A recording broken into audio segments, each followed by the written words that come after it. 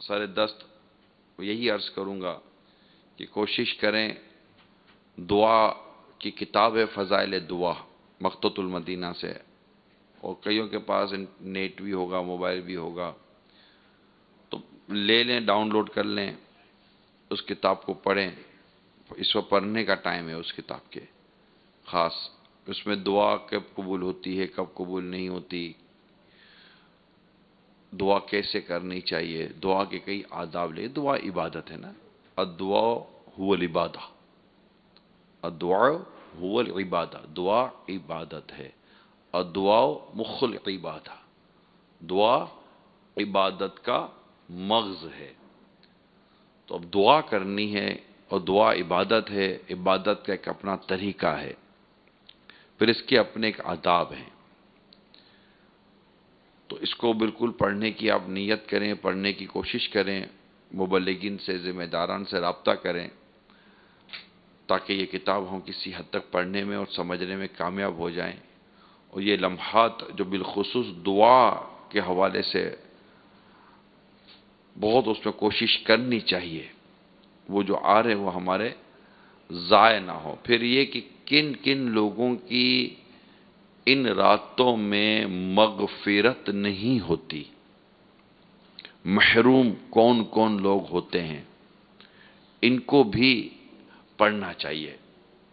جیسے شب برات میں، اس طرح دیگر موقع پر، یا اس طرح کی چیزیں ہیں روایتوں میں نا، کہ کن کن کی مغفرت نہیں ہوتی، کون کون لوگ محروم رہ جاتے ہیں، تو ان کو بھی پڑھ لیں، تاکہ ہم ان محرومین میں شمار نہ ہونا۔ ہمیں پتہ تو ہو کہ یہ محروم رہ جاتا، یہ محروم نہیں رہتا، تو ہم اپنے آپ کو وہ محروم لوگوں میں شامل نہ کریں۔ رجوع کر لیں، توبہ کر لیں، معافی تلافی کر لیں، جو بھی مطلب کہ اس کے تقاضے ہیں وہ ہم پورے کریں۔ معتکفین کی عام ترین گھڑیاں ہیں، بلکہ میں تو مدنی چینل کے ذریعے ساری دنیا کے عاشقان رسول کو عرض کروں گا کہ بہت آخری گھڑیاں آ رہی ہیں، جن کے لیے ممکن ہے وہ اعتکاف کی ترکیب بنائیں۔ اور میں نہیں کہتا فیضان مدینہ میں آئے، فیضان مدینہ میں تو سمجھے کہ وہ فل ہو گیا، اب تو سنا یہی ہے کہ بورڈ لگ گئے، اب نہیں لیا جا رہا، مطلب یوں جنرلی نہیں لیا جا رہا، اکا دکا کے تو واقعات پتہ چلتے ہیں۔ کوشش کی جا رہی ہے کہ میکسیمم ایک طریقہ کار کے تحت کیا جائے، لیکن دعوت اسلامی کا بہت ساری مساجد میں ترکیب بنتی ہے۔ تو میرا خیال ہے باب المدینہ میں بھی تقریباً 1200 مقامات پر انشاءاللہ اسلام میں آخری عشرے کا اعتکاف کریں گے، اور پاکستان میں مختلف جگہوں پر، اور 1,00,000 سے اوپر کا فگر چلا جاتا ہے ہمارا معتکفین کا۔ تو یہ بہت خوبصورت اور اعلیٰ درجے کی عبادت ہے، یہ کرنا چاہیے، بیٹھنا چاہیے۔ اب آپ دعا کی طرف بڑھیں۔ میں اب بھی دیکھ رہا ہوں بدقسمتی کے ساتھ، اللہ تعالیٰ میری زبان میں بھی اثر عطا فرمائے، دعا کریں۔ اب بھی یہی ہوتا ہے کہ جیسے غروب آفتاب کا وقت قریب آتا ہے، اب جیسے یہ دیکھیں جگہ بھری ہوئی ہے، اب میں بھی اوپر ہی بیٹھا ہوں تو جگہ خالی ہوتی نظر آ رہی ہوتی ہے۔ حالانکہ ہونا یہ چاہیے کہ جو بیٹھے ہیں وہ تو بیٹھے ہی رہتے ہیں، جو کسی بغیر وجہ کے جو باہر چلے گئے وہ بھی آہستہ آہستہ اندر آنا شروع ہو جاتے، 5 منٹ کے بعد، 10 منٹ کے بعد، 15 منٹ کے بعد، تو یہ جگہ اندر بھرنی شروع ہو جاتی۔ یہ مغرب کے وقت یا تو باہر کوئی ایسا خاص آپ کا افطار کا انتظام ہے، تو میں نہیں جانتا کہ کسی نے کوئی خاص اپنی ترکیبیں بنا کر رکھی ہیں، یہ میرے نالج میں نہیں ہے، لیکن اگر ایسا ہے باہر تو وہ زیادہ بہتر ہے یا وہ جو اندر ہو رہا ہے، یہ غور کریں۔ نفس چاہتی ہے کہ میں وہ کھاؤں جو میں نے منگوایا ہے، مگر یہاں بیٹھ کر جتنے خوبصورت انداز سے جنت کا راستہ طے ہو رہا ہے، اور اللہ کے نیک بندے دعا کر رہے ہیں۔ مجھے پتا ہے امیر سنت کا اس وقت کی جو دعا ہوتی ہے نا، غروب آفتاب سے پہلے افطار کے وقت کی دعا، کہ مبالغہ نہ ہو تو میں کہہ سکتا ہوں کہ امیر سنت پورا سال ان گھڑیوں کا انتظار کرتے ہیں۔ یہ چھوڑنے والی گھڑیاں نہیں ہوتی۔ الحمدللہ میں اگر کہوں کہ پورے ماہ رمضان کے اس پورے اس میں اہم ترین وہ گھڑیاں جس میں روح کی تسکین، قلب کی تسکین اور روح و جان کو ایک فرحت نصیب ہوتی ہے، وہ خاص طور پر یہ وہ وقت ہے جب دعا ہو رہی ہوتی ہے۔ اللہ ہم سب کو کثرت کے ساتھ دعا کرنے کی توفیق عطا فرمائے، اور ان اہم ترین لمحات کی اللہ کریم ہم سب کو قدر عطا فرمائے۔ تو یہ دعا کا وقت جو ہوتا ہے، مدنی چینل کے ناظرین بھی اس وقت کھانے پینے ہی میں مصروف ہونے کے بجائے، جیسے کہ کوئی ایک اشارہ مل گیا مجھے تھوڑا تھوڑا کہ باہر شاید ترکیب بنتی ہے، اللہ تعالی ہمیں نیکی کمانے والا بنائے۔ آمین۔ الحمدللہ رب العالمین، والصلاة والسلام على سید المرسلین، اما بعد فاعوذ باللہ من الشیطان الرجیم، بسم اللہ الرحمن الرحیم، الصلاة والسلام علیک یا رسول اللہ وعلى آلك وأصحابك يا حبيب الله،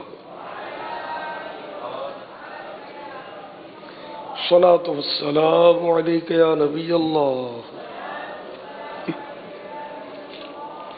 وعلى آلك وأصحابك يا نور الله، نويت سنة الاعتكاف۔ فرمان مصطفیٰ صلی اللہ تعالی علیہ وآلہ وسلم، مجھ پر درود شریف پڑھو، اللہ پاک تم پر رحمت بھیجے گا۔ صلو علی الحبیب صلی اللہ تعالی علی محمد۔ 1439 ہجری کے ماہ رمضان مبارک کا آج 19واں روزہ بعد نماز عصر عالمی مدنی مرکز فیضان مدینہ باب المدینہ کراچی میں کثیر عاشقان رمضان جمع ہے،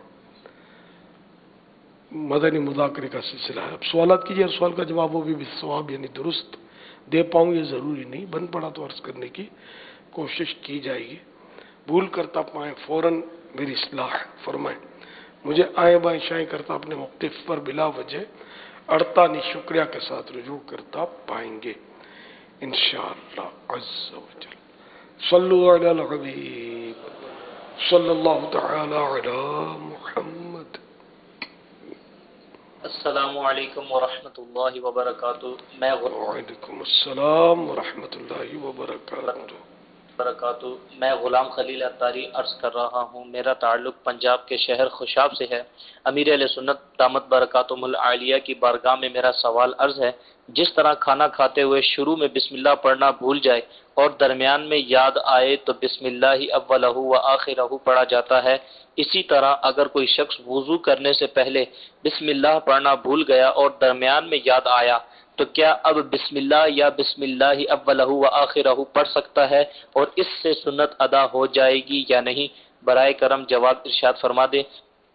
نیر الفائق در مختار اور حفظ السمی شرح حسن حسین وغیرہ میں ہے وضو کی ابتدا میں بسم اللہ پڑھنا سنت ہے۔ اگر کوئی شروع میں بسم اللہ پڑھنا بھول گیا اور درمیان میں یاد آیا تو اب اس کا تدارک نہیں ہو سکتا، اور بسم اللہ پڑھ لے تو بھی سنت ادا نہیں ہوگی۔ کھانے کا معاملہ اس سے جدا ہے، چنانچہ کھانے کے شروع میں بسم اللہ پڑھنا بھول گیا تو درمیان میں یاد آنے پر بسم اللہ اول ہی و آخر ہی پڑھنے سے سنت ادا ہو جائے گی۔ بسم اللہ اولہ و آخرہ پڑھنے سے سنت ادا ہو جائے گی۔ دونوں میں فرق یہ ہے کہ وضو سارے کا سارا ایک عمل شمار کیا جاتا ہے، جبکہ پورا کھانا ایک عمل شمار نہیں کیا جاتا، بلکہ ہر لقمہ علیحدہ سے انہیں جدا جدا ایک پورا فعل ہے، کام ہے۔ لہذا درمیان میں بسم اللہ پڑھنے کی صورت میں باقی کھانے سے پہلے بسم اللہ پڑھنے کی سنت ادا ہو جائے گی، تاہم وضو کے درمیان یاد آنے کی صورت میں بسم اللہ پڑھ لینا مستحب ہے، تاکہ وضو بسم اللہ سے خالی نہ جائے۔ اللہ کا نام لیں گے وضو سے پہلے تو سنت ادا ہو جائے گی، بسم اللہ کے ذریعے اللہ کا نام لینا، بسم اللہ کے ترکیب کے مطابق تو یہ مستحب ہے۔ تو بہرحال وضو سے پہلے اللہ کا نام لینا سنت ہے، بھول گئے تو اس کا مسئلہ ابھی آپ نے سنا۔ صلو علی الحبیب صلی اللہ تعالی علی محمد۔ امیر سنت کے آفیشیل فیس بک پیج پر سوال ہے، یہ وسیم ارشاد کر کے ہیں، کہتے ہیں کہ امیر سنت سے سوال یہ ہے کہ عموماً زیور عورت کے نام پر ہوتا ہے، تو کیا اس کی زکوٰۃ ادا کرنا بھی عورت پر فرض ہے؟ اور اگر اس کا شوہر پیسے نہ دے تو کیا عورت پر بھی گناہ ہوگا؟ جو جہیز میں زیور ملتا ہے کیا مالک بنا دیا جاتا ہے اس کو؟ اس کی دو صورتیں ہوتی ہیں، ایک تو ماں باپ کی طرف سے ملتا ہے، عمومی طور پہ وہ مالک ہی بنا دیا جاتا ہے، اور دوسرا سسرال کی طرف سے ملتا ہے، منہ دکھائی بری وغیرہ کی جو مختلف صورتیں ہوتی ہیں اس میں دیا جاتا ہے۔ اس کے اندر دو صورتیں ہوتی ہیں، رواج کے اوپر ہوتا ہے۔ بعض خاندانوں کا رواج یہ ہوتا ہے کہ وہ عورت کی ملک ہوتا ہے، اب چاہے وہ کچھ بھی ہو جائے، اگر شوہر کا انتقال بھی ہو گیا تو بھی وہ بیوی ہی کا رہتا ہے، اللہ نہ کرے گھر ٹوٹ گیا تو بھی بیوی ہی کا رہتا ہے، ہر صورت میں وہ بیوی ہی کا ہے، وہ اس کی ملک ہو جاتا ہے۔ اور دوسری صورت رواج کی ہوتی ہے کہ وہ صرف اس کو پہننے کے لیے دیا جاتا ہے، اگر کسی طرح کا کوئی معاملہ ہو جاتا ہے تو وہ پھر واپسی خاندان کو دے دیا جاتا ہے، یعنی شوہر کو مل جاتا ہے، یا جس نے دیا تھا، ساس نے دیا تھا، سسر نے دیا تھا، تو وہ ان کو واپسی دے دیا جاتا ہے۔ تو خاندان کے رواج پہ ڈیپینڈ کرتا ہے۔ تو جہاں ایسا ہوگا کہ بیوی کی ملک ہو گیا ہے تو اس اعتبار سے تو جو زکوٰۃ ہوگی وہ بیوی کے اوپر آئے گی، اور جہاں ایسا نہیں ہے تو پھر اس صورت میں زکوٰۃ جس نے دیا ہے اسی کی ہوگی۔ اس میں بہتر یہی ہے کہ وہ معلوم کر لے کہ یہ اس کی ملک ہے یا نہیں ہے۔ صلو علی الحبیب صلی اللہ تعالی علی محمد۔ وجاہت اتاری ہیں، یہ بھی آپ سے ایک سوال کر رہے ہیں۔ وسیم ارشاد بھائی، آپ کے سوال کا جواب ابھی ہو چکا ہے۔ اب وجاہت اتاری جو سوال کر رہے وہ یہ ہے کہ تراویح کی دوسری رکعت میں التحیات کے بعد کیا پڑھیں؟ درود شریف یہ بھی پڑھ سکتے ہیں، اللہم صلی علی محمد وآلہ، یہ پڑھ کر بھی سلام پھیر سکتے ہیں التحیات کے بعد۔ واللہ تعالی اعلم ورسولہ اعلم عز وجل وصلی اللہ تعالی علیہ وآلہ وسلم۔ صلو علی الحبیب صلی اللہ تعالی علی محمد۔ یہ شانجی کر کے کوئی سوال آیا ہے، کہتے ہیں کہ کیا ہماری دعا قبول ہوتی ہے؟ بالکل ہوتی ہے۔ ادعونی استجب لکم، اللہ پاک فرماتا ہے مجھ سے دعا مانگو میں قبول فرماؤں گا۔ واللہ تعالی اعلم ورسولہ اعلم عز وجل وصلی اللہ تعالی علیہ وآلہ وسلم۔ صلو علی الحبیب صلی اللہ صلی تعالی اللہ علی تعالی محمد۔ علی محمد۔ یا وضاحت کر دوں کہ بعض اوقات وسوسہ آ سکتا ہے اس میں کہ میں نے تو فلاں دعا مانگی، قبول تو نہیں ہو رہی، میرا بچہ تو کہ بیماری تو بڑھتی جا رہی ہے، میں دعا مانگے جا رہا ہوں۔ تو دعا قبول ہونے کے معنی ایک تو یہی ہے کہ جو مانگا وہ مل جائے، ایک معنی یہ ہے کہ اس کی وجہ سے مصیبتیں ٹلتی ہیں۔ ایک قبولیت کی صورت یہ ہے کہ آخرت کے لیے اس کو ذخیرہ کر لیا جاتا ہے، کہ آخرت میں بندہ جب ثواب دیکھے گا اپنے ان اعمال کا، اگر آخرت میں ان اعمال کا، ان دعاؤں کا ثواب دیکھے گا جو دنیا میں قبول نہیں ہوئی تھی، تو تمنا کرے گا کہ کاش میری کوئی دعا دنیا میں قبول نہ کی جاتی۔ تو یہ دعا کی قبولیت کی مختلف صورتیں ہیں۔ اس لیے اگر آپ نے کہا کہ میرا بچہ ٹھیک ہو جائے اور اب وہ ٹھیک نہیں ہوا، تو آپ یہ دل میں لے کے بیٹھ جائیں کہ میری دعا قبول نہیں ہوئی۔ اور آیت میں تو یہ ہے کہ ادعونی استجب لکم، تم دعا مانگو میں قبول کروں گا۔ تو اس کی میں نے اس نے وضاحت کر دی. واللہ تعالی اعلم ورسولہ اعلم عز وجل وصلی اللہ تعالی علیہ وآلہ وسلم. صلو علی الحبیب صلی اللہ تعالی علی محمد. یہ جو التحیات کے بعد درود پاک پڑھنے کا کہا گیا تو اس میں بہار شریعت جلد اول یعنی کہ والیوم 1 پیج نمبر 690 مسئلہ نمبر 9 امام و مقتدی ہر 2 رکعت پر ثنا پڑھیں اور بعد تشہد یعنی التحیاتوں کے بعد دعا بھی. ہاں اگر مقتدیوں پر گرانی ہو یعنی بوجھ پڑتا ہو تو تشہد یعنی التحیات پوری پڑھنے کے بعد اللہم صلی علی محمد و آلہ پر اکتفا کرے یعنی اسی کے بعد سلام پھیر دے. تو یہ ویسے بہتر وہی رہے گا کہ التحیاتوں کے بعد درود ابراہیم جو ہم پڑھتے ہیں یہ پڑھیں, دعا پڑھیں. اور اگر دونوں پر گرا گزرتا ہے انہیں مقتدیوں پر یہ بوجھ پڑتا ہے تب جا کر یہ صورت ہے کہ اللہم صلی علی محمد و آلہ پر اکتفا کرے. ہر 2 رکعت پر اس سے مراد یہ ہوگا کہ تیسری رکعت جب شروع کرے یعنی پہلی رکعت جب شروع کرے تو جی یعنی ہر 2 رکعت پر ثنا پڑھیں. یعنی عام طور پہ ہمارے ہاں یہی ہے کہ 2 رکعت پر سلام پھرنا ہی ہے. تو جب نماز شروع کریں گے تو ثنا پڑھنی ہوتی ہے, ثنا, اور امام صاحب اعوذ اور بسم اللہ پڑھ کر قراءت کریں گے. مقتدی صرف ثنا پڑھے گا. اکیلا اگر پڑھے گا تو ثنا اعوذ و بسم اللہ بھی پڑھے گا. اگر کسی نے 2 کے بدلے 4 رکعت تراویح پڑھی تو پہلی اور تیسری پر ثنا اعوذ و بسم اللہ پڑھے گا. اور پہلی بار جو التحیات میں بیٹھے گا یہ حقیقت میں پہلی بار نہیں ہے بلکہ یہ قاعدہ اخیرہ ہی ہے. تو اس میں التحیات اور درود شریف اور دعا بھی پڑھے.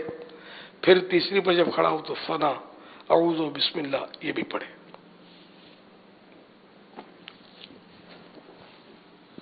دعا کے حوالے سے آپ نے مدنی پھول عطا فرمائے. تو دعا میں بعض اوقات یہ ہوتا ہے کہ جلد بازی کی جاتی ہے کہ یہ مجھے مل جائے.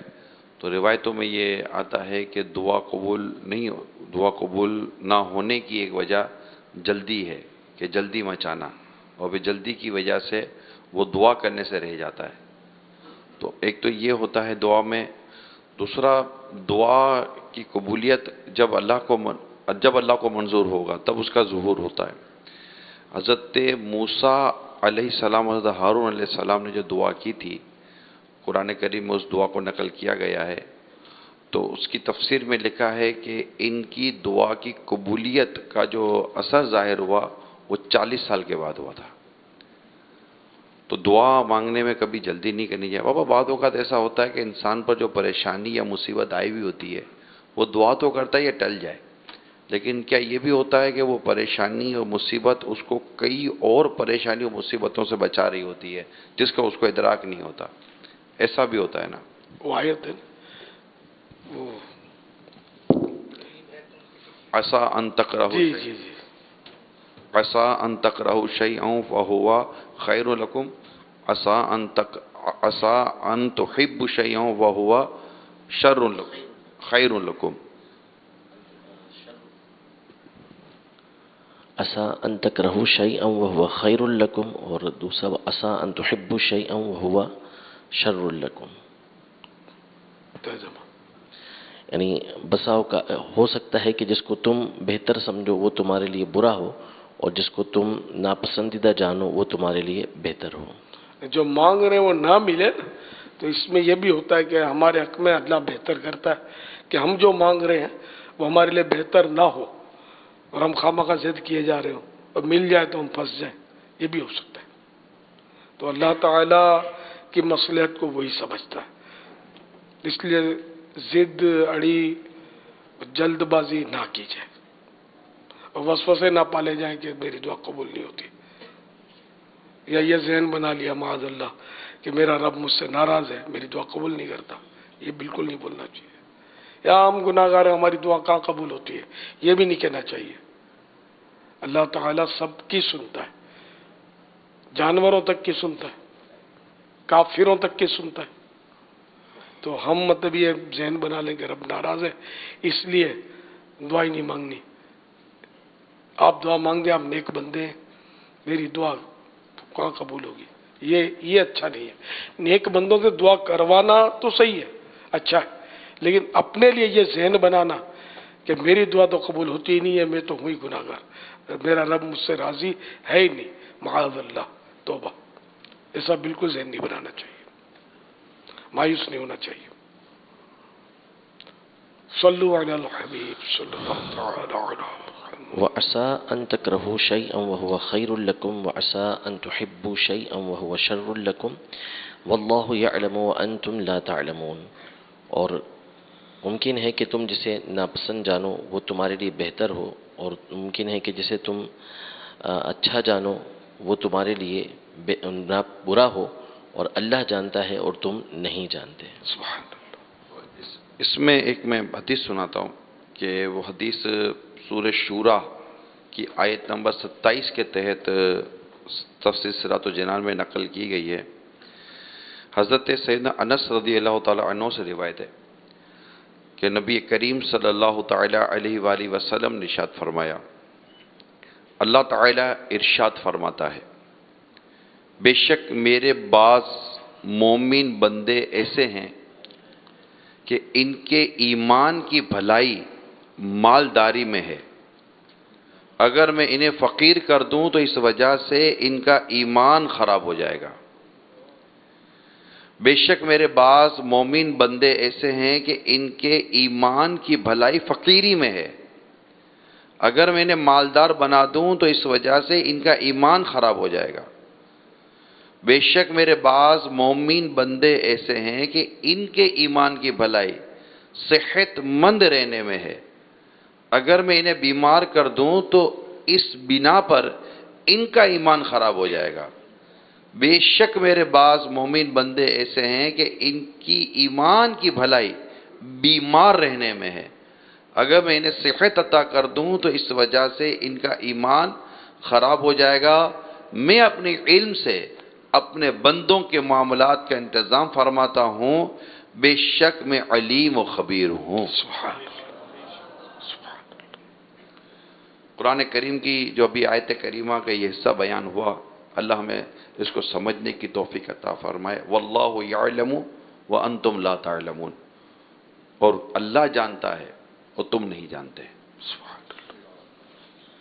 ماشاء اللہ. اچھا، ابھی جو بہار شریعت کا جزیہ پیش کیا گیا درود شریف پڑھنے کے تعلق سے تحیاتوں کے بعد، وہ ایڈٹ کرنا ہے، پھر دعا کا آیت مبارکہ اور اس کا ترجمہ جو دیکھ کر پڑھا گیا وہ بھی شامل کرنا ہے، اور اگلا جو پڑھا گیا اس کو ایڈٹ کرنا ہے. رمضان کی شان، فرمان مصطفیٰ صلی اللہ تعالی علیہ وآلہ وسلم، جس شخص نے ایمان کے ساتھ ثواب حاصل کرنے کی نیت سے اعتکاف کیا، اس کے تمام پچھلے گناہ بخش دیے جائیں گے. قلب میں انقلاب آئے گا. ہاں جناب، آپ ہمت کریں، کیجئے اعتکاف. سنتیں کھانا کھانے کی تم جان لو، مدنی ماحول میں کر لو تم اعتکاف. مان لو بات اب تو میری مان لو، مدنی ماحول میں کر لو تم اعتکاف. صلو علی الحبیب صلی اللہ تعالی علی محمد. میرا امیر علیہ سنت سے یہ سوال ہے، میرا نام عبدالحمید اتاری ہے اور میری ایک بیٹی ہے، تقریباً 6 ماہ 10 دن اس کی ایج ہے، اور میں امیر علیہ سنت کی بیعت کروانا چاہتا ہوں. میں بچی کو اللہ تعالیٰ کرم، میں سلسلہ علیہ قادریہ رضویہ میں ان کو قبول کرتا ہوں۔ حضرت سیدنا عمر بزار رحمۃ اللہ تعالی علیہ فرماتے ہیں کہ ایک بار جمعۃ المبارک کے روز میں حضور غوث پاک رحمۃ اللہ تعالی علیہ کے ساتھ جامع مسجد کی طرف چل رہا تھا۔ میرے دل میں خیال آیا کہ حیرت ہے، جب بھی میں مرشد کے ساتھ جمعہ کو مسجد کی طرف آتا ہوں تو سلام و مصافحہ یعنی ہاتھ ملانے والوں کی بھیڑ بھاڑ کے سبب گزرنا مشکل ہو جاتا ہے، مگر آج کوئی نظر نہیں آ رہا۔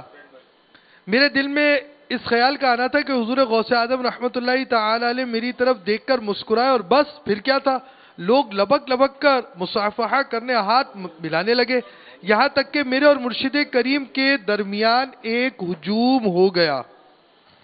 میرے دل میں آیا کہ اس سے تو وہی حالت بہتر تھی۔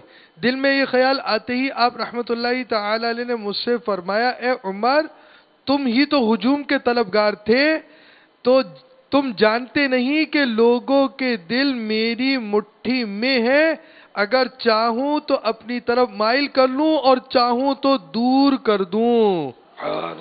میٹھے میٹھے اسلامی بھائیوں، مدنی چینل کے ناظرین، عالمی مدنی مرکز فیضان مدینہ کے حاضرین جو بعض مختلف ممالک سے اور کئی مختلف شہروں سے آئے ہوئے ایک ماہ کے اعتکاف کے لیے آنے والے عاشقان رسول، اسی طرح اوبی وین کے ذریعے سخی سرور ضلع ڈیرہ غازی خان پاک فاروقی کابینہ میں اجتماعی طور پر جو عاشقان رسول موجود ہیں، اور ساتھ ہی ساتھ شاد باغ مرکز الاولیاء لاہور پاک زنجانی کابینہ میں اجتماعی طور پر جو موجود ہے، انٹرنیٹ کے ذریعے سردار آباد میں موجود عاشقان رسول، آئے ہم اپنے گناہوں سے توبہ کریں اور سیدی غوث اعظم رحمۃ اللہ تعالی علیہ کے سلسلے میں شیخ طریقت امیر اہل سنت کے ذریعے داخل ہو جائیں۔ امیر اہل سنت جو الفاظ ادا فرمائے آپ بھی دہرائیں، اس کی برکت سے آپ سلسلہ عالیہ قادریہ عطاریہ میں داخل ہوں گے، اور وہ ناظرین و حاضرین جو پہلے ہی کسی سلسلے میں داخل ہیں چاہے تو بیعت برکت حاصل کر سکتے ہیں۔ امیر اہل سنت فرمائے مرید ہوتا ہوں میں، تو آپ کہیے طالب ہوتا ہوں میں، آپ اپنے ہی پیر صاحب کے مرید رہیں گے انشاءاللہ عز و جل۔ اس سلسلے کا فیضان بھی جاری ہو جائے گا۔ میں امیر اہل سنت سے عرض کرتا ہوں میں توبہ بھی کروا دیں اور سیدی غوث اعظم رحمۃ اللہ تعالی علیہ کے سلسلے میں داخل بھی فرما لیں۔ الصلاۃ والسلام علیک یا رسول اللہ وعلی آلک واصحابک یا حبیب اللہ۔ فیس بک پر بھی ہمیں مرید بننے کے پیغامات آ رہے ہوتے ہیں۔ اس وقت جو فیس بک پر براہ راست امیر سنت کو دیکھ اور سن رہے ہیں، یہ اگر آنے والی اس آواز کو دہراتے چلے جائیں تو انشاءاللہ وہ بھی مرید بن جائیں گے۔ جو براہ راست جو نشریات ہوتی ہے، جو بیان چل رہا ہوتا ہے، اس میں آپ دہراتے جائیں گے، یہی مدنی چینل والوں کے لیے بھی ہے، دہراتے چلے جائیں تو انشاءاللہ آپ بھی سلسلہ عالیہ قادریہ رضویہ میں داخل ہو جائیں گے۔ لا الہ الا اللہ محمد رسول اللہ صلی اللہ تعالی علیہ وآلہ وسلم۔ توبہ کرتا ہوں میں اپنے تمام پچھلے گناہوں سے اور وعدہ کرتا ہوں میں کہ آئندہ شریعت پر چلوں گا، بد مذہبوں اور برے لوگوں کی صحبت سے بچتا رہوں گا، نماز روزے کی پابندی کرتا رہوں گا، ماں باپ کی نافرمانی، جھوٹ، غیبت، چغلی، وعدہ خلافی، گالی گلوچ، فلمیں ڈرامے، گانے باجے، بے پردگی وغیرہ وغیرہ گناہوں سے بچتا رہوں گا۔ اے اللہ میری اس توبہ کو قبول فرما اور مجھے میرے وعدے پر ثابت قدم رکھ.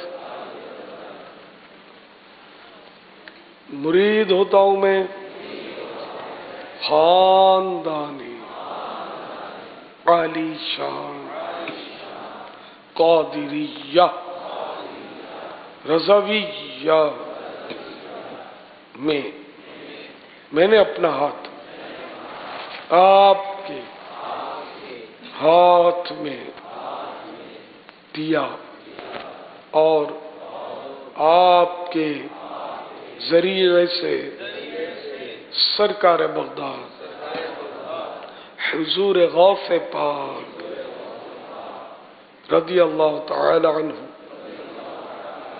کے ہاتھ میں دیا.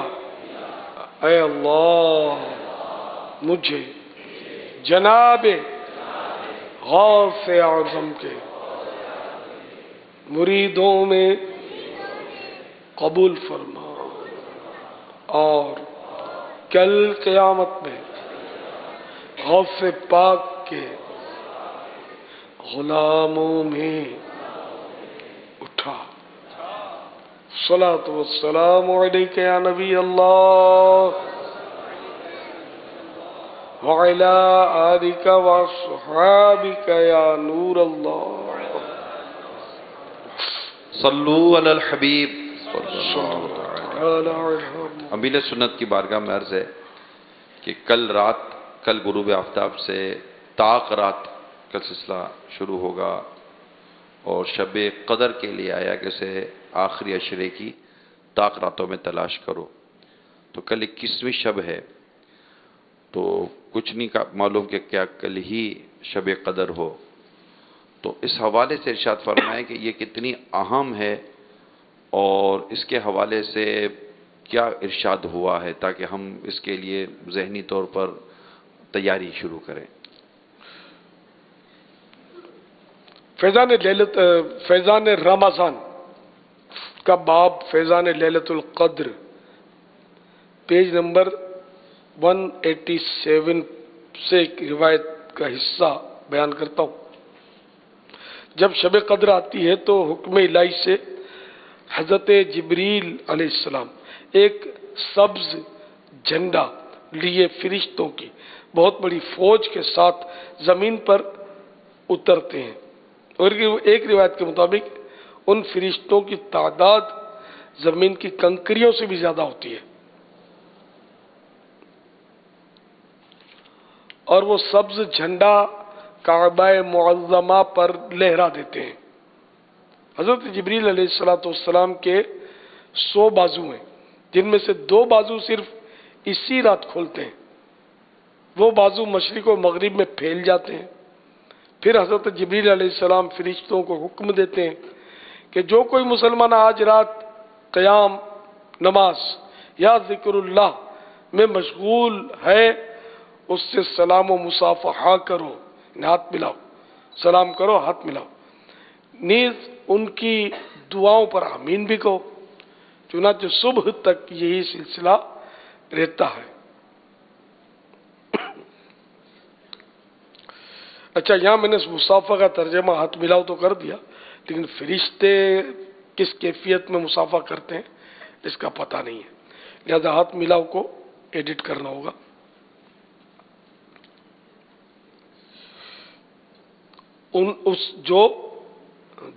جو کوئی مسلمان آجات قیام نماز یا ذکر اللہ میں مشغول ہے اس سے سلام و مصافحہ کرو، نیز ان کی دعاؤں پر آمین بھی کہو. چنانچہ صبح تک یہی سلسلہ رہتا ہے. صبح ہونے پر حضرت جبریل علیہ السلام فرشتوں کو واپسی کا حکم دیتے ہیں. فرشتے عرض کرتے ہیں اے جبریل، اللہ پاک نے امت محمدیہ علی صاحبی الصلاۃ والسلام کی حاجتوں یعنی ضرورتوں کے بارے میں کیا معاملہ فرمایا؟ حضرت جبریل علیہ السلام فرماتے ہیں اللہ پاک نے ان لوگوں پر خصوصی نظر کرم فرمائی اور 4 قسم کے لوگوں کے علاوہ سب کو معاف کر دیا. صحابہ کرام علیہ رضوان نے عرض کی یا رسول اللہ صلی اللہ تعالی علیہ وآلہ وسلم وہ 4 قسم کے لوگ کون ہیں؟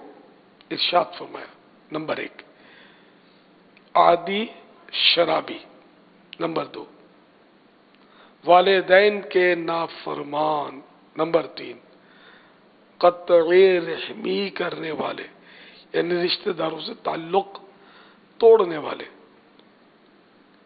اور نمبر 4 وہ لوگ جو آپس میں عداوت رکھتے ہیں اور آپس میں قطع تعلق کرتے ہیں، آپس میں کینہ دشمنی رکھنے والے اور آپس میں تعلق توڑ دینے والے بھی یعنی اس رات محروم رہتے ہیں خصوصی نظر کرم سے۔ واللہ تعالی اعلم ورسولہ اعلم عز وجل وصلی اللہ تعالی علیہ وآلہ وسلم صلو علی الحبیب صلی اللہ تعالی علی محمد۔ اعتکاف کے حوالے سے چند کالز۔ غلام مرتضی اطہری سوڈان سے عرض کر رہا ہوں، امیر علیہ سنت کی بارگاہ میں سوال عرض ہے کہ بعض جگہوں پر معتکف جو ہیں وہ اپنا چہرہ چھپا کر رکھتے ہیں، لوگوں کے سامنے ظاہر نہیں کرتے، دکھاتے نہیں، تو ان کا اعتکاف کی حالت میں چہرہ چھپا کر رکھنا یہ کیسا؟ اس حوالے سے رہنمائی فرما دیں۔ میں خورم شہزاد تربیلا غازی سے عرض کر رہا ہوں، میرا امیر اہل سنت سے یہ سوال ہے کہ اگر کوئی انسان اعتکاف کی نیت کرے اور کسی بیماری کی وجہ سے اعتکاف نہ کر پائے تو اس کے بارے میں کیا عرض ہے؟ میرا یہ سوال ہے کہ کیا اسلامی بہن اعتکاف کے لیے آدھا کمرہ مخصوص کر سکتی ہے، اور دوسرا یہ کہ غسل خانے میں جا سکتی ہے غسل کرنے کے لیے، وضو وغیرہ کرنے کے لیے؟ منہ پر وہ ڈھاٹا باندھ لیتے ہیں، بعض لوگ کپڑا باندھ لیتے ہیں، تو اس کی حاجت نہیں ہے، اور شاید اگر اس لیے ہے کہ استنجا خانے وغیرہ جانے کے لیے اور یہ مسجد سے خارج ہے اور اس خوف سے کہ کوئی روک لے گا مجھے تو میرا اعتکاف ٹوٹ جائے گا، تو اس لیے وہ باندھا کہ تاکہ پتہ چل جائے کہ میں معتکف ہوں اور مجھ سے اس وقت مجھے روکنا نہیں ہے، تو اس نیت سے صحیح ہے، ورنہ ویسے اگر مسجد میں بھی باندھے رہتا تو ایک مطلب زائد فعل ہے جو فضول اور مطلب غلط ہے، ایسا نہیں کرنا چاہیے کہ پھر دوسرے بھی یہی سمجھیں گے کہ ایسا کرنا ہوتا ہے، یا اس کو لوگ ہو سکتا ہے سنت سمجھ بیٹھے، تو ایسا کچھ نہیں ہے، منہ پر کپڑا باندھنے کی ضرورت نہیں۔ دوسرا نیت کر لی کہ میں آئندہ رمضان میں اعتکاف کروں گا، اور اب نیت اس کی بدل گئی، بیمار ہو گیا یا نہ بھی وہ بدل گئی، تب بھی کوئی گناہ نہیں ہے۔ اور تیسرا، عورت آدھا کمرہ اعتکاف کے لیے مخصوص کر سکتی ہے نہیں، وضو اور غسل کر سکتی ہے نہیں؟ نماز کے لیے جو جگہ مخصوص کی جاتی ہے اتنی ہی جگہ وہ مخصوص کرے گی، زیادہ جگہ مخصوص نہیں کرے گی، اور جتنی طبعی جو حاجتیں ہیں اس کے لیے، اور جو جن امور کی بنیاد پر مرد مسجد سے باہر جا سکتا ہے انہی کاموں کے لیے عورت مسجد بیت سے باہر جا سکتی ہے، یعنی اگر طبعی حاجت ہے تو اس کے لیے مسجد بیت سے وہ باہر نکلے گی، اور نماز پڑھنے کے لیے اس نے وضو کرنے کے لیے باہر جانا ہے تو اس سے وہ باہر جا سکتی ہے، ویسے وہ باہر نہیں جا سکتی۔ صلو علی الحبیب صلی اللہ تعالی علی محمد۔ سوال یہ ہے آپ کے فیس بک پیج پر کہ ہمیں عربی تو آتی نہیں ہے اور پتہ چلا کہ قبر میں سوالات عربی میں ہوں گے، تو جواب کیسے دیں گے؟ مرنے کے بعد سب کو عربی آ جائے گی، جنت میں بھی تو عربی بولیں گے، تو ابھی کہاں آتی ہے؟ اللہ سکھا دے گا ہم کو، جب جنت دے گا تو عربی بھی سکھا دے گا۔ تو دنیا کا معاملہ اور مرنے کے بعد کا معاملہ جدا ہے۔ واللہ تعالی اعلم ورسولہ اعلم عز وجل وصلی اللہ تعالی علیہ وآلہ وسلم صلو علی الحبیب صلی اللہ تعالی علیہ۔ صبح صادق کے بعد نماز قضا کر سکتے ہیں؟ یعنی یہی سوال ہوگا کہ کیا صبح صادق کے بعد قضا نماز پڑھ سکتے ہیں؟ جی یعنی سورت طلوع صبح صادق کے بعد نماز ادا کر سکتے ہیں، یعنی فجر کا وقت شروع ہو گیا تو اس کے بعد ادا کی جا سکتی ہے، البتہ جب سورت طلوع ہو گیا تو اس کے بعد سے لے کر 20 منٹ تک کا جو وقت ہے اس میں قضا نماز نہیں پڑھی جا سکتی۔ ہاں اس میں یہ احتیاط ضروری ہے کہ چونکہ قضا نمازوں کا اظہار اس کی اجازت نہیں ہے کہ یہ گناہ کا اظہار ہے، تو اس لیے ایسی جگہ پر وہ قضا نماز ادا نہ کرے کہ جس کو دیکھنے والے جان لیں کہ یہ قضا نمازیں ادا کر رہا ہے، کیونکہ اس وقت میں نفل پڑھنے کی اجازت تو ہے نہیں۔ اب وہ سب کے سامنے زیادہ سے زیادہ نمازیں پڑھ رہا ہے تو دیکھنے والے سمجھیں گے کہ یا تو یہ نفل پڑھ رہا ہے تو بھی بدگمانی میں مبتلا ہوں گے کہ غلط کام کر رہا ہے، یا یہ سمجھیں گے کہ قضا نمازیں پڑھ رہا ہے تو بھی گناہ کا اظہار ہوگا۔ تو اس لیے ایسے مقام پہ پڑھے کہ جس میں لوگ اس کو نہ دیکھیں، تو اس وقت قضا نمازیں پڑھنے کی اجازت ہے، البتہ جب سورت طلوع ہو گیا تو اس کے بعد سے لے کے 20 منٹ تک پڑھنے کی اجازت نہیں ہے۔ ہند سے سوال ہے، بچوں کی امی اپنے میکے میں عید کرنے کے لیے جب گئی ہے تو فطرہ اس کا کون دے گا، شوہر دے گا یا والدین دیں گے؟ خود اس پر واجب ہے اگر تو خود ہی دے گی اگر واجب ہے تو، اور اگر اس پر واجب نہیں ہے تو دوسرے پر اس کے لیے واجب نہیں کہ بیوی کا فطرہ شوہر دے یا ماں باپ دے، واجب ہی نہیں ہے۔ واللہ تعالی اعلم ورسولہ اعلم عز وجل وصلی اللہ تعالی علیہ وآلہ وسلم۔ صلو علی الحبیب صلی اللہ تعالی علی محمد۔ لوگ گرمی کی وجہ سے وضو میں پانی زیادہ استعمال کرتے ہیں، ان کے متعلق کچھ مدنی پھول ارشاد فرمائیں۔ تبرید کے لیے بیٹھے رہیں گے تو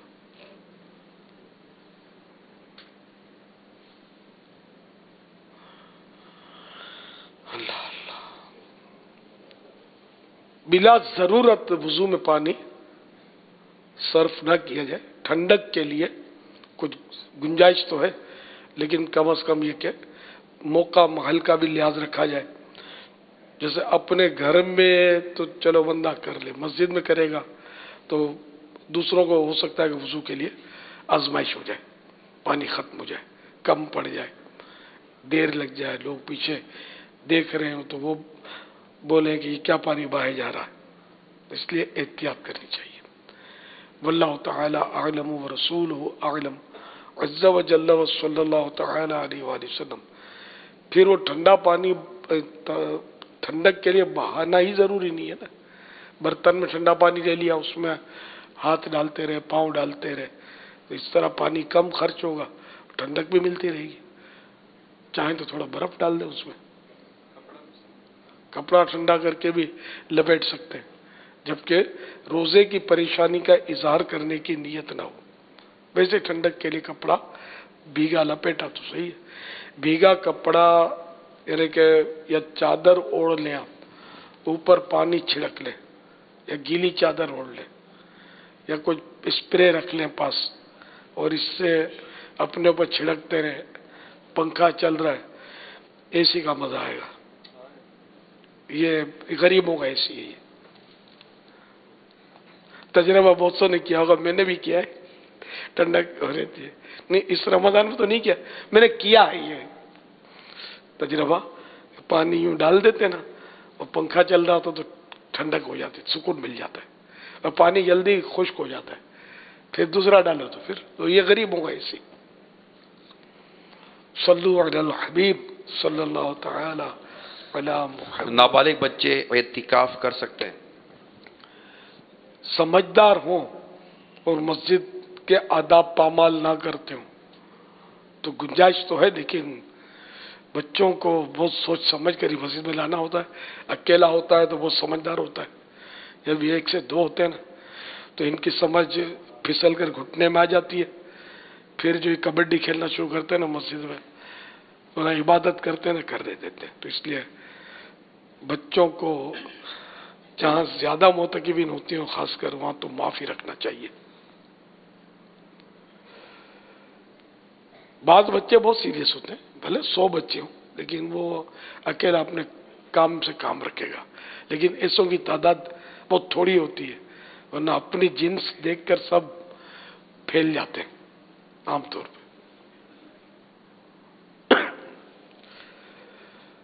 صلو علی الحبیب صلی اللہ تعالی علی محمد.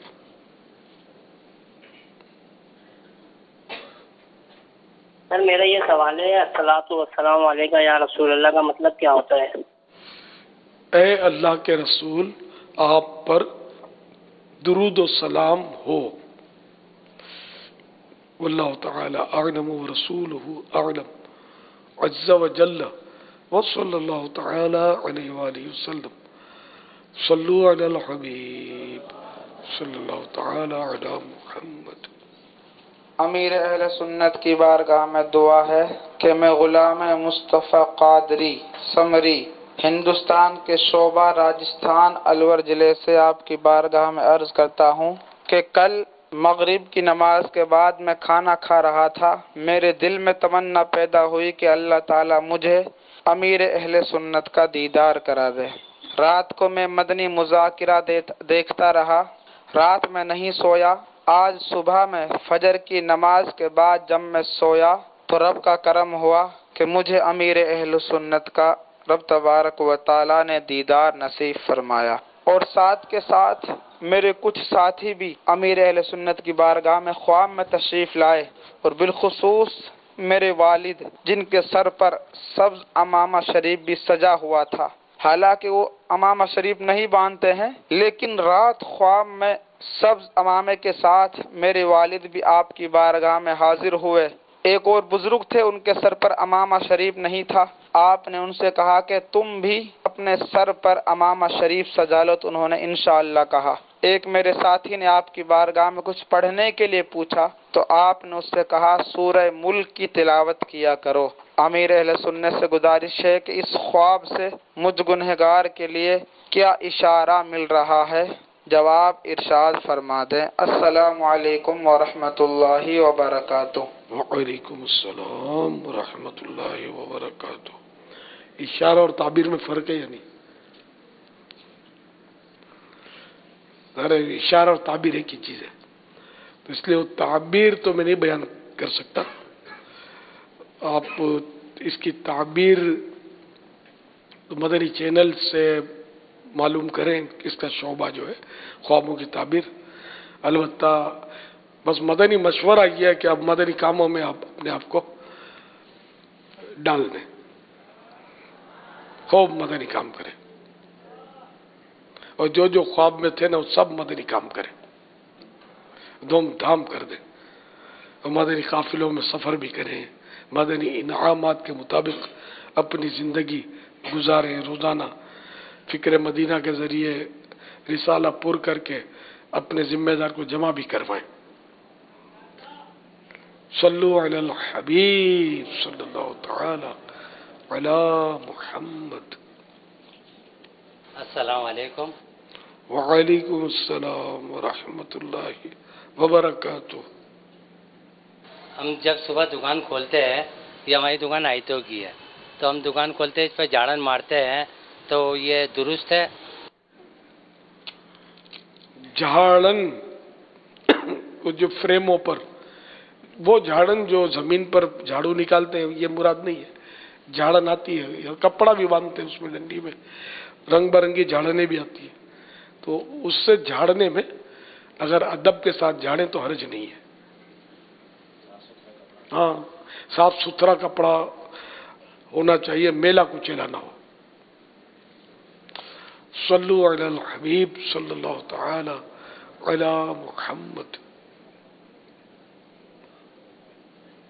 محمد شریف بات کر رہا ہوں شہزاد پور سے. یہ معلومات کرنا چاہ رہا ہوں کہ ناک میں روزے کی حالت میں دوائی ڈالنی ہے یا نہیں ڈالنی، اس کا جواب برائے مہربانی کر کے دینا. ناک میں دوا کے ڈراپس قطرے نہیں ڈال سکتے، بلکہ مرہم بھی نہ لگایا جائے، کیونکہ وہ مرہم بھی لگائیں گے نا، کریم وغیرہ اوائنٹمنٹ، تو یہ بھی بعض اوقات چڑھ جاتا ہے ناک میں. یہ افطار کے بعد لگائیں. صلو علی الحبیب صلی اللہ تعالی علی محمد. سوال یہ آیا ہے کہ ایک جیسے چیزیں چپکانے کی جو غم آتی ہے، بعض الگ الگ ناموں کی آتی ہیں، چیز بھی چپک جائے تو یہ اس کی طے ہوتی ہے. اگر یہ کہیں انگلی وغیرہ پر لگی ہوئی ہے اور نماز بھی پڑھ لی اور نماز کا وقت بھی چلا گیا تو اب کیا کریں؟ یعنی سوال سے میں یہ سمجھاؤں کہ اس سے یہ شاید شبہ ہے کہ یہ لگی ہوئی ہوگی اور وضو بھی ہوا تو وضو ہوا یا نہیں ہوا ان چیزوں کے ہوتے ہوئے، تب کیا کرنا چاہیے؟ اب ظن غالب ہے کہ لگا ہوا تھا یا یقین؟ اگر تو اس میں نگہداشت اس کی مشکل ہے، یعنی ایسی معمولی لگی ہوئی کہ اس کو پتہ ہی نہ چل سکا، معمولی سا لگا رہ جاتا ہے تو وضو ہو جائے گا. یعنی ہو یہ جائے گا کہ نماز اس کی ہو گئی، اب جب نظر آیا تو اس کو ہٹا کے اس جگہ کو دھو لے. وہ معمولی کی مثال دی ہے، مکھی مچھر کی بیٹ بہت باریک. پھر یہ کہ یہ معمولی کا فیصلہ یہ خود کر لیں گے. جب نفس ہے نا تو وہ تہ لگی ہوگی نا، ہے تو معمولی. اگرچہ جس کا چشمہ اترا ہوا چشمہ ہو لیکن اتار کے بھی دیکھے گا تو نظر آئے گی اس کو. جسے آنکھوں میں وہ لگی رہ جاتی ہے تو اب چونکہ آنکھیں نظر نہیں آتی، چپڑ بازو کا کہیں یہ چپک کر رہ گئی تو اب بھی پتہ چل گیا بعد میں تو اس کو چھڑا کر پانی بہانا ہوگا. تو اسی طرح مکھی مچھر کی بیٹ یہ بہت واقعی معمولی ہوتی ہے کہ یہ نظر نہیں آتی. تو نگہداشت میں حرج ہو جنا جس کی دیکھ بھال میں خیال رکھنے میں مشکل ہو خیال رکھنا اور وہ رہ جاتا ہے وضو میں پانی بعد میں پتہ چلتا رہے یہ تو یہ چپکا رہ گیا. سوال. میرا نام امتیاز میمن ہے. میں ہند سے احمد آباد گجرات سے بات کر رہا ہوں. میرا ایک سوال یہ ہے کہ میں نے کسی سے ادھار پیسہ لیا اور اس پہ جس نے پیسہ مجھے دیا اس کی زکوٰۃ لگے گی یا پھر میں نے پیسہ لیا تو میرے زکوٰۃ نکالنی پڑے گی؟ اس کا جواب آپ بتائیے. زکوٰۃ تو اسی پر آئے گی جس نے آپ کو قرضہ دیا ہے. آپ تو قرض دار ہو گئے نا، تو ہاں مقروض ہو گئے، آپ مقروض ہو گئے. اب یہ ہے کوئی گجراتی بھائی میمن بھائی یا گجراتی بھائی یہ ہارڈ زبان تو بالکل نہیں سمجھیں گے، شاید اردو بھی جس طرح بول دیتی ہے. آپ اگر مقروض قرض دار، یہ قرض دار ہو گئی ہے، اس پر قرض آ گیا تو آپ نے جو قرضہ لیا نا اس پر آپ کی زکوٰۃ نہیں لگے گی، اس کی لگے گی جس نے قرض دیا ہے. صلو علی الحبیب صلی اللہ تعالی علی محمد.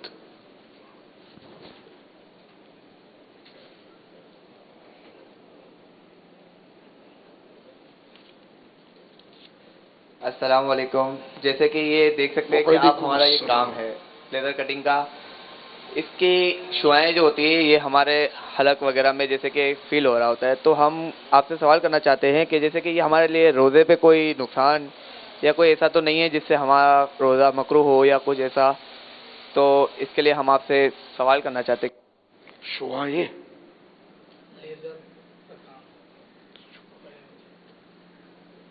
تو نظر بھی نہیں آتی ہوں گی، شعائیں تو شاید اللہ بہتر جانے. کوئی چیز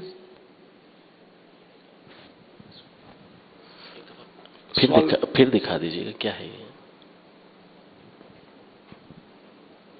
یہ پرنٹنگ پریسز پہ کام کرے جیسے لائٹ وغیرہ پڑ رہی ہے اس کو ایسا جیسے کہ حلق میں محسوس ہو رہی ہے، وہ اس کا پوچھ رہے ہیں. تو اس سے کوئی چیز جا تو نہیں رہی حلق کے اندر ان کے، اس سے تو روزے پہ کوئی اثر نہیں پڑے گا.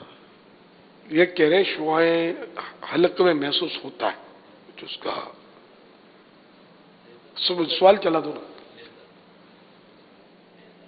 السلام علیکم. جیسے کہ یہ دیکھ سکتے ہیں کہ آپ ہمارا یہ کام ہے لیزر کٹنگ کا، اس کی شعائیں جو ہوتی ہیں یہ ہمارے حلق وغیرہ میں جیسے کہ فیل ہو رہا ہوتا ہے. تو ہم آپ سے سوال کرنا چاہتے ہیں کہ جیسے کہ یہ ہمارے لیے روزے پہ کوئی نقصان یا کوئی ایسا تو نہیں ہے جس سے ہمارا روزہ مکروہ ہو یا کچھ ایسا، تو اس کے لیے ہم آپ سے سوال کرنا چاہتے ہیں. لیزر کٹنگ، لیزر اچھا وہ چیز جا تو نہیں رہی حلق کے اندر ان کے. جب حلق میں کوئی چیز جا نہیں رہی تو پھر روزہ فیل ہو رہا ہے ان کو صرف؟ فیل اسی لیے ہو رہا ہے کہ کچھ تو جا رہا ہے، بہرحال وہ روزہ تو نہیں توڑے گی. جیسے کہ آٹے کا غبار بھی اگر اڑ رہا ہے اور خود بخود چلا گیا سانس میں تو روزہ نہیں ٹوٹتا.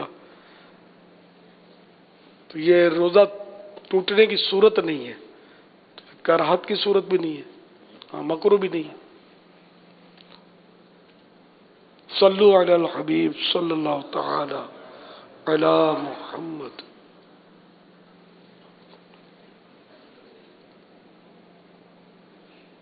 میں عرب شریف سے اشرف بات کر رہا ہوں. میرا سوال یہ تھا کہ ایک ساس کو زکوٰۃ دے سکتے ہیں؟ دے سکتے ہیں اگر حقدار ہے.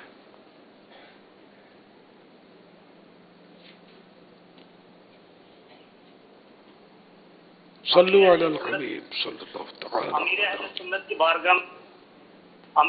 سنت کی بارگاہ میں میرا یہ سوال ہے کہ اگر امام حافظ قرآن ہے اور وہ 15 سپارے پورے سال میں قرات والی نمازوں میں سناتا ہے اور 15 سپارے نماز تراویح کے اندر رمضان المبارک میں سناتا ہے، تو یہ کیسا ہے ایسے کرنا تاکہ نماز تراویح میں لوگ وقت کم سے کم مانگتے ہیں اور تعداد نمازیوں کی زیادہ ہو جاتی ہے نماز تراویح کے اندر؟ جواب ارشاد فرمائیں آئین نماز سے.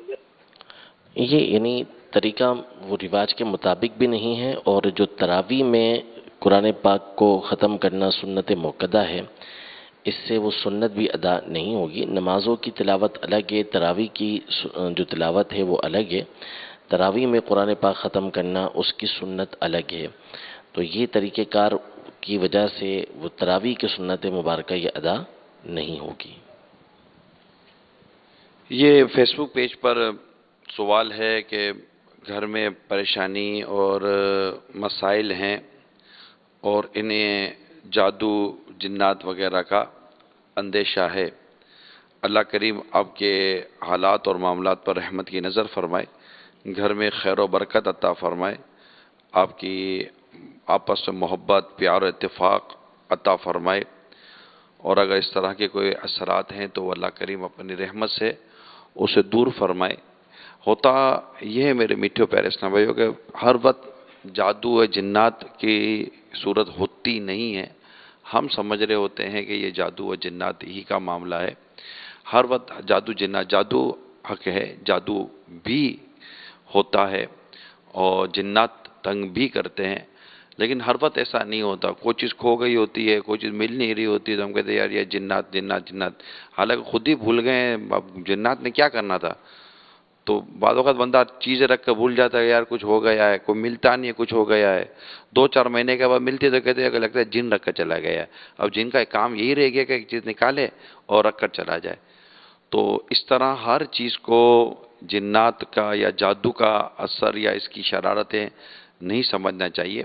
بسا اوقات یہ ہماری اپنی بھی کوتاہیاں ہوتی ہیں. اب ہم لڑائی جھگڑے کرتے رہیں، مار پیٹ کرتے رہیں، ایک دوسرے سے الجھتے رہیں، برداشت ہم میں نہ ہو، صبر ہم میں نہ ہو، اور خواہشات پوری کرنے کی دھن ہم پر سوار ہو، یہ ساری چیزیں ہمارے گھر کے اندر ہوں تو ہمارے اپنے ہاتھوں سے ہم نے کتنی سکون ہمارے برباد کیے ہوئے ہوتے ہیں اور ہم سمجھتے ہیں کہ یہ جناب سب درست ہو رہا ہے. مطلب کہ یہ جنات یا جن وغیرہ کر رہے ہیں تو یہ جنات و جن کا ہر وقت معاملہ نہیں ہو رہا ہوتا. ہمارے اپنے افعال اور ہمارے اپنے اعمال بھی ہمارے گھروں میں مسائل پیدا کر رہے ہوتے ہیں. اگر آپ تسلی کے ساتھ گھر میں رہیں، ٹھنڈے ہو کر گھر میں رہیں. اب مثال کے طور پر ابھی دوڑا ہوا بھاگا ہوا آدمی گھر پر آیا ہے افطار کے وقت میں اور یہ ہرا اڑی کر رہا تھا، بولے اس کو جن آ گیا. اب جن موٹر سائیکل پر اس کے اوپر تھوڑی بیٹھ کر آیا ہوگا. تو ایسا نہیں ہوتا، ہر چیز کو ایک اس میں ہم دیکھ رہے ہوتے ہیں. اس کا میں آپ کو نقصان بتاتا ہوں. کس طرح اگر ہم اپنے ہونے والے معاملات کو جادو و جنات ہی پر لے کے جائیں گے تو ہمارے گھروں میں ہونے والے جو ہماری مسٹیکس ہیں، ہماری غلطیاں ہیں، ہمارے جو قصور ہیں، ہماری جو ویکنیس ہے وہ تو بھول جائیں گے. ہم اس کو تو نظر ہی نہیں رہے گی. ہر چیز کو ہم جنات پر ڈال دیں گے، ہر چیز کو جنات پر ڈال دیں گے.